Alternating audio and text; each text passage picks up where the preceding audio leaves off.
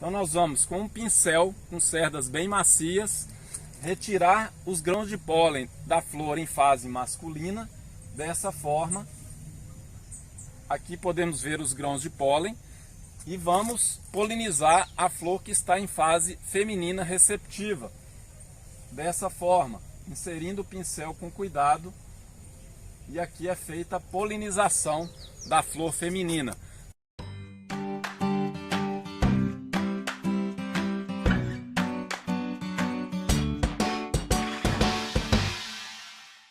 Olá, meu nome é Marlon, sou professor de fruticultura da Universidade Estadual de Montes Claros.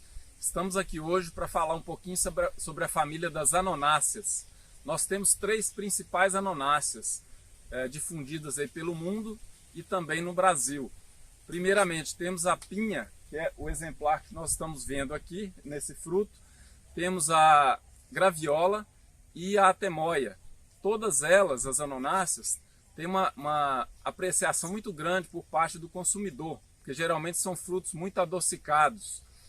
Nós temos a produção comercial no Brasil que demanda uma tecnificação para que o produtor tenha melhores rendimentos, com isso tenha melhor retorno financeiro.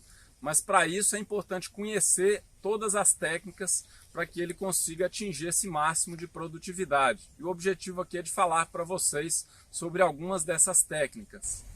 Uma das técnicas mais importantes no cultivo das anonáceas, no caso aqui estamos vendo uma planta de pinha, é a poda. A poda é importante desde a formação, né, quando a gente forma as pernadas e depois os braços, para que nós tenhamos uma quantidade de ramos suficiente para termos uma excelente produção no final, com frutos de qualidade.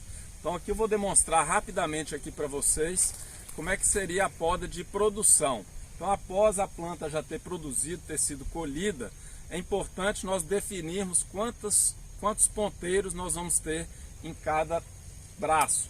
Aqui eu vou dar um exemplo em que nós devemos eliminar o excesso de ramos, deixando normalmente 2 ramos na ponteira encurtados em 20 centímetros. Então vou demonstrar para vocês aqui com a tesoura de poda. Medimos aqui 20 centímetros e fazemos a poda. Eliminamos os ramos mais finos, deixando sempre 2 ramos na ponteira. Feito essa poda, é a poda de produção, onde devemos fazer em toda a planta. Obviamente a planta tem que ser rebaixada a 2 metros de altura, para que após a brotação e ao final na colheita e os tratos fitossanitários, a planta tenha um porte menor, para que permita com mais eficiência esse controle fitossanitário, a colheita e todos os tratos culturais. Uma anonácea muito produzida na região nordeste do Brasil é a graviola.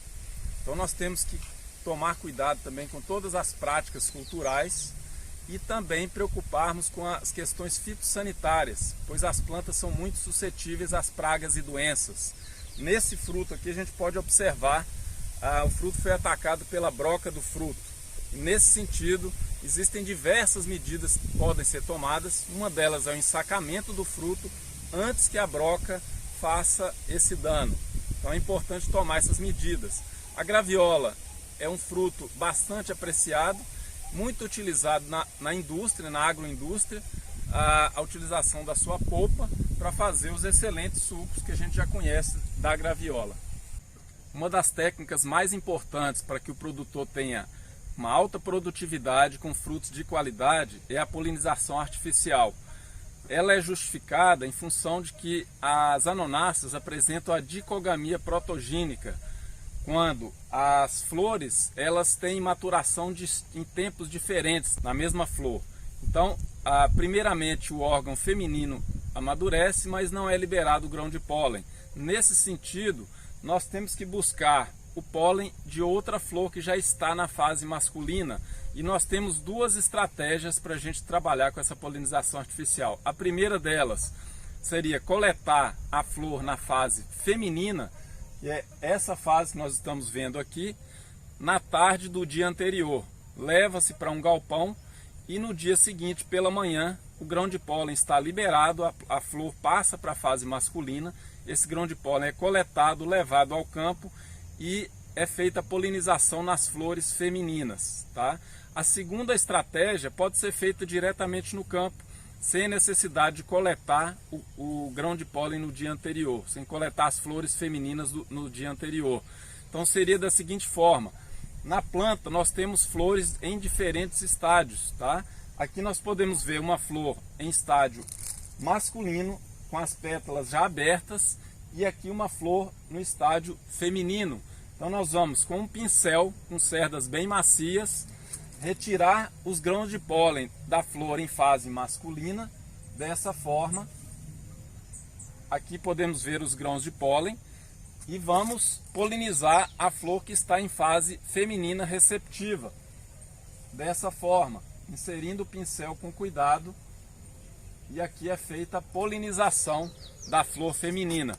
Com isso, daqui uma semana, essa flor, caso ocorrer o pegamento, que deve ocorrer, que mais de 90% ocorre quando é feita a polinização artificial, esse fruto vai vingar, vai crescer e com certeza ele vai ter uma conformação bem simétrica, um fruto que é muito valorizado pelo consumidor e pelo comprador. Então essa é uma estratégia bem interessante para que o produtor tenha esse ganho de forma tecnificada e que é importante ser conhecida por todos. Aqui nós podemos observar um fruto deformado, ou seja, ele não está simétrico, com certeza não foi feita a polinização artificial. Nesse sentido, ele não tem valor comercial, ele é descartado, então nós devemos evitar. Por outro lado, nós encontramos aqui na mesma planta um fruto com a simetria perfeita. Ele foi polinizado artificialmente e esse fruto, após atingir o ponto de maturação para colheita, ele vai ser muito bem aceito pelo consumidor e obviamente pelo comprador da fruta do produtor. E ele é muito valorizado. E nesse sentido, mostra-se então a importância da polinização artificial.